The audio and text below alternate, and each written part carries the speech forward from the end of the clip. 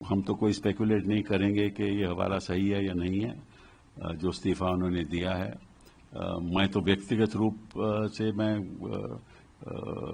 खुश नहीं हूं कि मैं जब पार्लियामेंट जाऊंगा तो उनको नहीं देखूंगा, क्योंकि मेरे उनके साथ संबंध बड़े वर्षों से हैं और बड़े अच्छे संबंध रहे, पारिवारिक संबंध रहे। और जहां जहां भी हमारे परिवार के कोई फंक्शन होते थे तो धनखड़ साहब हमेशा आते थे और मेरे पिताजी के साथ उनके संबंध रहे और मैंने कई केसेस उनके साथ भी किए, उनके खिलाफ भी किए जब वो दूसरी साइड पर रहते थे। लेकिन हमारी जो पर्सनल इक्वेशन थी वो बहुत ही समझ लीजिए कि वार्म थी। हाँ? और आई विल मिस हिम, क्योंकि जो भी कहो धनखड़ साहब का एक व्यू पॉइंट हमेशा रहता था जो अक्सर पब्लिक में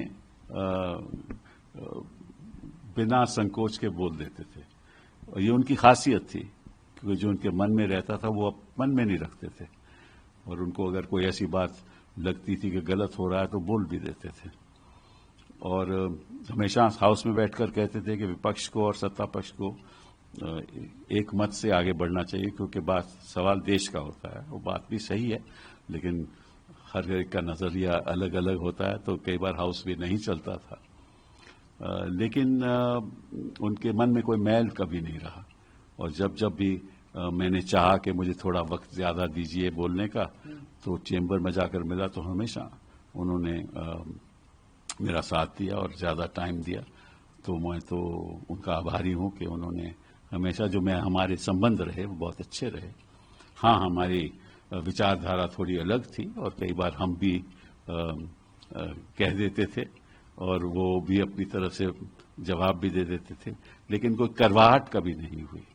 और मुझे दुख है कि अगली बार जब मैं जाऊंगा राज्यसभा तो वहाँ उस चेयर पे नहीं होंगे। लेकिन जिस तरह से वो चेयर पे अपनी बात रखते थे और जितने प्रोएक्टिव वो थे, शायद ही कोई चेयरमैन इतिहास में, हिंदुस्तान के इतिहास में उतना प्रोएक्टिव रहा हो। ये उनकी खासियत भी थी और उसकी वजह से करवाहट भी कभी कभार होती थी, लेकिन कभी मन में उनके ये नहीं रहता था कि मैं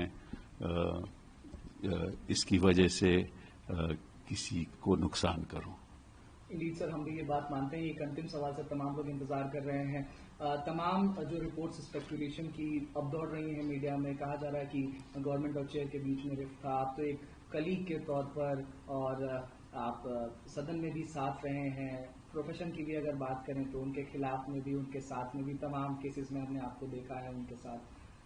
कैसे देखते हैं, क्या रीजंस हो सकते हैं सर? नहीं, इसके बारे में तो मैं कुछ कहना नहीं चाहता। उन्होंने कहा है कि स्वास्थ्य की वजह से वो इस्तीफा दे रहे हैं और इस बात को हमें ज़्यादा बढ़ा चढ़ा के बोलना नहीं चाहिए। और मैं समझता हूं कि इस स्पेकुलेशन से कुछ हमें मिलेगा नहीं।